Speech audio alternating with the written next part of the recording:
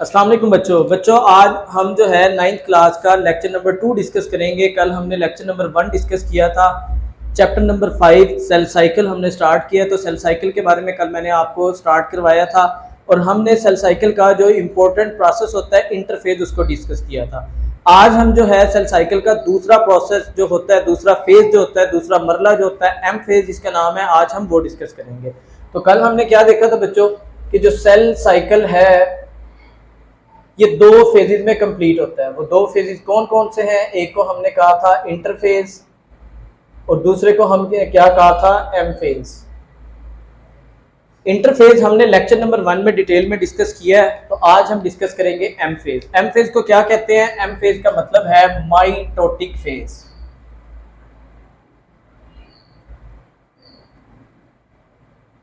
जब cell interphase के तीनों मराहिल को कंप्लीट कर लेता है, G1 को, S को, G2 को, तो उसके बाद सेल किधर चला जाएगा? एम फेज में। एम फेज में आगे दो प्रोसेस है, या तो सेल चला जाता है माइटोसिस के अंदर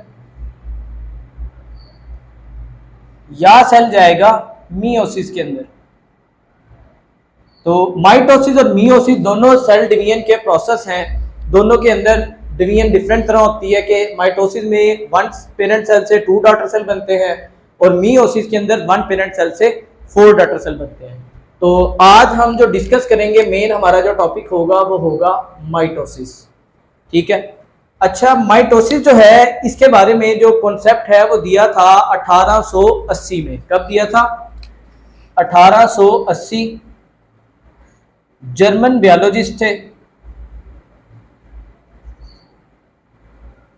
और इनका नाम क्या था? इनका नाम था वाल्टर फ्लेमिंग। क्या नाम था? Walter Fleming. ये एमसीक्यू के हवाले से इंपॉर्टेंट है, आपने याद रखना है। वाल्टर फ्लेमिंग, इन्होंने माइटोसिस के बारे में सबसे पहले कॉन्सेप्ट दिया था, जर्मन बायोलॉजिस्ट वाल्टर फ्लेमिंग। अच्छा, एक माइटोसिस स्टार्ट करने से पहले 2-3 चीजों का आपको समझना जरूरी है। वो क्या? कि जो माइटोसिस है ये होती है यूकैरियोट्स में। जो माइटोसिस है ये किस में होगी? यूकैरियोट्स में। यूकैरियोट्स वो वाले जानवर होते हैं जिनके अंदर वेल डिफाइंड न्यूक्लियस मौजूद होता है। और जो प्रोकैरियोट्स हैं तो उसमें क्या होता है? प्रोकैरियोट्स में माइटोसिस ही की तरह का एक प्रोसेस होता है, उसको बोलते हैं बाइनरी फिशन। Binary fission. तो बाइनरी फिशन क्या प्रोसेस है? इसके अंदर भी एक सेल से जो है वो 2 ही सेल बनते हैं, लेकिन वो जो प्रोसेस है वो माइटोसिस से डिफरेंट होता है। वो क्या है, इसके ऊपर मैं अलग से एक वीडियो बना के आपके साथ शेयर करूंगा, तो वहां आपको बाइनरी फिशन के बारे में पता चलेगा। तो आज हम अपने मेन टॉपिक की तरफ आते हैं। मेन टॉपिक कौन सा है जी? माइटोसिस। माइटोसिस और मियोसिस। हमारी बॉडी में 2 तरह के सेल होते हैं। एक होते हैं सोमैटिक सेल्स और एक होते हैं germ line cells. Somatic cell, somatic cell जो होते हैं ये क्या होते हैं? Which form our body. Which form our body, जैसे कि कोई जख्म होता है वो भरना हो, या हमारी बॉडी ग्रो करती है, तो वो वाले जो सेल है वो कौन से होंगे? Somatic cell. और जितने भी सोमैटिक सेल्स हैं इनके अंदर क्या होती है? माइटोसिस। तो इससे आप अंदाजा लगा सकते हैं कि माइटोसिस जो है कितना इंपॉर्टेंट प्रोसेस है। जर्म लाइन सेल जो है ये क्या बनाते हैं? Form gametes. और इनका जो ज्यादा अमल दखल है वो रिप्रोडक्शन प्रोसेस के अंदर होता है, और गैमेट्स बनते हैं इसके अंदर, स्पर्म्स बनते हैं, एग्स बनते हैं इसके जरिए से। और इनके अंदर क्या होती है? मियोसिस। तो ये एक जनरल इंफॉर्मेशन थी माइटोसिस टॉपिक स्टार्ट करने से पहले। अब हम आते हैं माइटोसिस की तरफ। माइटोसिस क्या है? माइटोसिस सिंपल अगर मैं आपको बताऊं कि सेल की तकसीम का ऐसा तरीकाकार है जिसमें 1 पेरेंट सेल, और ये क्या होगा? डिप्लाइड। अगर ये डिप्लाइड है तो डॉटर सेल भी डिप्लाइड बनेंगे, और अगर ये हैप्लाइड है तो डॉटर सेल भी हैप्लाइड बनेंगे। तो माइटोसिस में 1 पेरेंट सेल से 2 डॉटर सेल बनते हैं। ये क्या होते हैं जी? Daughter cell. डॉटर सेल, और ये डॉटर सेल भी क्या होंगे? डिप्लाइड। तो माइटोसिस क्या है? Mitosis is a process of cell division in which one parent cell divided into 2 daughter cell and number of chromosome remains same.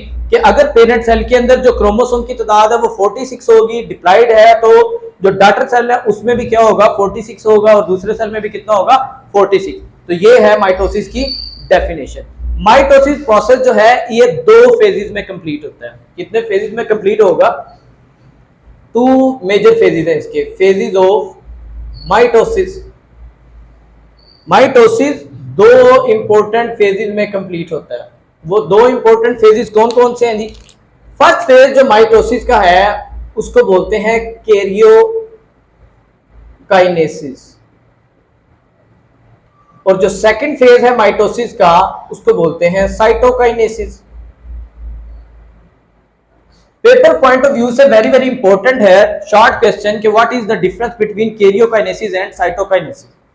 Karyokinesis क्या होता है? It is a division of nucleus. And cytokinesis क्या होता है? It is a division of cytoplasm. Division of nucleus, कि nucleus की जो तकसीम होती है वो कैरियोकाइनेसिस में होती है, और साइटोकाइनेसिस क्या होगा? डिवीजन ऑफ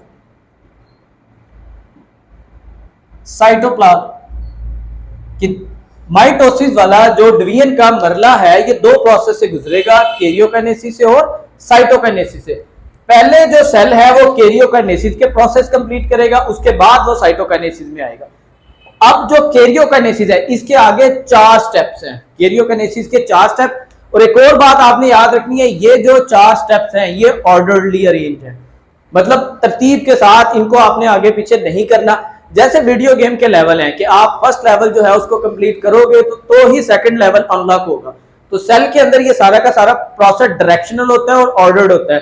1 लेवल कंप्लीट होगा तो सेकंड लेवल अनलॉक होगा, सेकंड लेवल कंप्लीट होगा तो थर्ड लेवल अनलॉक होगा, थर्ड लेवल कंप्लीट होगा तो fourth level unlock, just like a video game. तो कैरियोकाइनेसिस के 4 स्टेप्स होते हैं, और ये मैंने आपको बताया, तरतीब से याद रखना है आपने। जो फर्स्ट स्टेप है कैरियोकाइनेसिस का वो होता है प्रोफेज, सेकंड स्टेप जो है वो होता है मेटाफेज, थर्ड स्टेप एनाफेज, और फोर्थ स्टेप जो है वो टीलोफेज। इट्स मीन कि सेल जो है जब वो इंटरफेज के 3 प्रोसेस, कौन कौन से थे भला इंटरफेज के 3 प्रोसेस? एक था बच्चों G1 फेज, एक था S फेज, और तीसरा क्या था G2 फेज। जब ये तीनों प्रोसेस कंप्लीट होने के बाद सेल M फेज में जाएगा। आज हम माइटोसिस को डिस्कस कर रहे हैं, तो माइटोसिस में एंटर होने के बाद वो किधर जाएगा? कैरियोकाइनेसिस में। और पहले नंबर पे कैरियोकाइनेसिस में वो प्रोफेज में जाएगा, फिर वो मेटाफेज में जाएगा, फिर वो एनाफेज में जाएगा, और फिर वो टीलोफेज में जाएगा। तो कैरियोकाइनेसिस के जो 4 डिफरेंट प्रोसेस हैं या 4 डिफरेंट स्टेप्स हैं, इनको 1 बाय 1 हम डिस्कस करते हैं कि इन स्टेप्स में क्या होगा with the help of diagram. तो आपने गौर से समझना, डायग्राम से आपको समझाऊंगा मैं, और अगर पेपर में ये क्वेश्चन आता है तो अगर आप डायग्राम बनाएंगे तो इसका जो इम्पैक्ट है वो बहुत अच्छा जाएगा, और आप इस क्वेश्चन में मैक्सिमम नंबर जो है वो ग्रैब करेंगे। तो मैं आपके सामने इन स्टेप्स को डिस्कस करता हूं। सबसे पहले मेरे पास ओरिजिनल सेल, अगर जिसने डिवीजन के लिए जाना है, ओरिजिनल सेल, उसकी डायग्राम देखें तो वो सेल जस्ट लाइक दैट, कि ये एक मेरे पास पेरेंट सेल है, इसमें सेंट्रियोल है, और ये क्रोमोसोम है, और ये क्या है? Nuclear envelope. ये इसकी न्यूक्लियर इनवेलप है, ये इसमें सेंट्रियोल है, तो ये ओरिजिनल सेल है। तो ओरिजिनल सेल जब डिवीजन के लिए जाएगा तो वो सबसे पहले किस में जाएगा? इंटरफेज में। अब आप इंटरफेज के मराहिल अगर आपको कल वाले लेक्चर के याद हो तो आप देखें वो क्या तब्दीली होगी कि सेंट्रियोल जो है ये पड़े हैं, जो न्यूक्लियर इनवेलप है ये न्यूक्लियर इनवेलप है। सेल ने एक तो अपने साइज में इजाफा किया, सेल इंक्रीज इन साइज, जैसा कि मैंने आपको बताया था, सेल जो है इंटरफेज के अंदर प्रिपरेशन करता है। प्रिपरेशन किस चीज की करता है? अपनी जो सप्लाई है प्रोटीन की उसमें इजाफा करता है। उसके अलावा इंपॉर्टेंट जो ऑर्गेनेलीज हैं, माइटोकॉन्ड्रिया वगैरह, गोल्जी अपरेटस, बाकी जो ऑर्गेनेलीज जो डिवीजन के लिए जरूरी हैं वो डबल करेगा अपनी, और इसके अलावा नेसेसरी प्रोटीन को प्रिपेयर करेगा जो हमें डिवीजन के सारे प्रोसेस में स्पिंडल फाइबर बनाने में हेल्प करेंगी। तो इंटरफेज के स्टेप में ये ओरिजिनल सेल, क्रोमोसोम ओरिजिनल वाले, और साथ एस फेज में वाला क्या हुआ था? Duplication of chromosome. तो ये वाला कौन सा स्टेप हो गया हमारा? इंटरफेज। मतलब ये क्या था? Preparatory phase. इस टाइम सेल ने अपने आप को प्रिपेयर कर लिया डिवीजन के लिए कि अब ये सेल किधर दाखिल होगा, प्रोफेज में। ओरिजिनल सेल, और ये डायग्राम की मदद से आप देख सकते हैं इंटरफेस क्या तब्दीलियां हुई हैं, ये मैंने आपको दिखाया। अब सेल आने लगा प्रोफेज में, तो आप देखें प्रोफेज में इसमें क्या क्या चेंजेस होंगी। प्रोफेज में ये सेल है, centriole moves to opposite pole, nuclear envelope जो है वो डिसअपीयर हो जाती है, और क्रोमोसोम ऐसे मौजूद होंगे। और एक और इंपॉर्टेंट पॉइंट, जो सेंट्रियोल हैं इनके ऊपर thread like structure, spindle fibre जो है वो अपीयर हों। तो प्रोफेज के कौन कौन से 3 काम हुए हैं? Nuclear envelope disappear, first point. Second point, centriole moves to opposite poles, और थर्ड स्टेप क्या हुआ है, स्पिंडल फाइबर, ये वाले जो हैं स्पिंडल फाइबर अपीयर्स। तो ये 3 इंपॉर्टेंट स्टेप कब होंगे? प्रोफेज के मरला में, जैसा कि मैंने आपको दिखाया। अब प्रोफेज कंप्लीट होने के बाद, ये ओरिजिनल सेल था, ये इंटरफेज था, इंटरफेज के बाद सेल आया प्रोफेज में। प्रोफेज कंप्लीट होने के बाद अब सेल किधर एंटर होगा? मेटाफेज में। मेटाफेज में आप देखें क्या तब्दीलियां होती हैं, यही सेल जो है मेटाफेज में जाएगा, और क्या तब्दीलियां होंगी?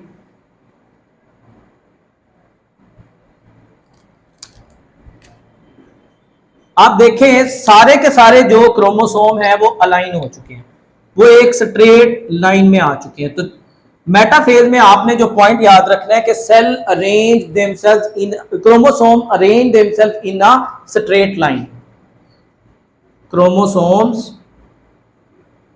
arranged in a straight line, और यही जो स्ट्रेट लाइन है इसको इक्वेटर लाइन भी बोलते हैं। तो अगर पेपर में एमसीक्यू आ जाता है कि सेल किस स्टेप पे, किस मरले में, किस फेज में अपने आप को इक्वेटर लाइन पे तरतीब देंगे, तो वो क्या होगा? मेटाफेज। मेटाफेज कंप्लीट होने के बाद सेल एंटर होगा एनाफेज में। एनाफेज में इसमें क्या तब्दीली आएगी? एनाफेज के हवाले से जो बच्चों आपने पॉइंट याद रखना है, वो पॉइंट ये है, एनाफेज में सेल जो है उसके अंदर जो क्रोमोसोम है वो सेपरेट होंगे। जैसे ये क्रोमोसोम है, ये ऐसे क्या होंगे? सेपरेट होंगे। तो सेल की शेप क्या होगी? ये ऐसे, और ये जो क्रोमोसोम बने हुए हैं ये क्या हो गए? सेपरेट, मतलब कुछ सेल के इस तरफ चले गए,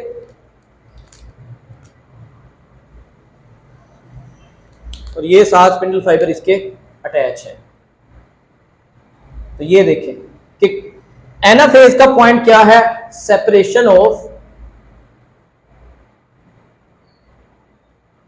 क्रोमोसोम्स। ये था एनाफेज।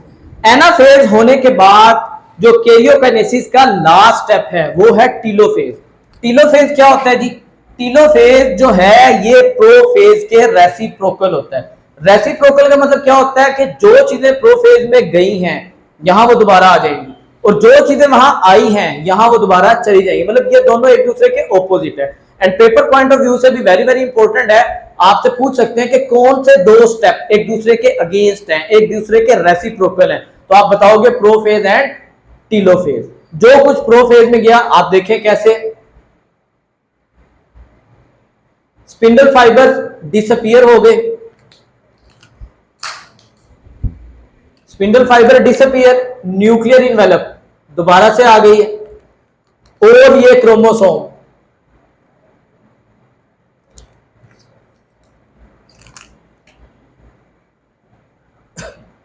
और ये क्रोमोसोम देखें सेपरेट होके। अब आप देखें कैरियोकाइनेसिस का मतलब क्या था? Division of nucleus. तो आप देखें ये ओरिजिनल सेल था, ओरिजिनल सेल में हमने एक न्यूक्लियस से कितने न्यूक्लियस बनाए? 2। तो ये होता है कैरियोकाइनेसिस। उसके बाद है साइटोकाइनेसिस। साइटोकाइनेसिस का मतलब क्या? Division of cytoplasm. तो यहां से साइटोकाइनेसिस होगी। साइटोकाइनेसिस में ये 1 सेल जो है ये इन्वेजिनेट होगी सेल मेम्ब्रेन, और 1 सेल जो है वो डिवाइडेड होगा 2 सेल में, साइटोकाइनेसिस। साइटोकाइनेसिस में सेल मेम्ब्रेन इन्वेजिनेट होगी एनिमल सेल के केस में, और यहां से जो एक सेल है ये इन्वेजिनेशन होने के बाद एक सेल के 2 सेल बने,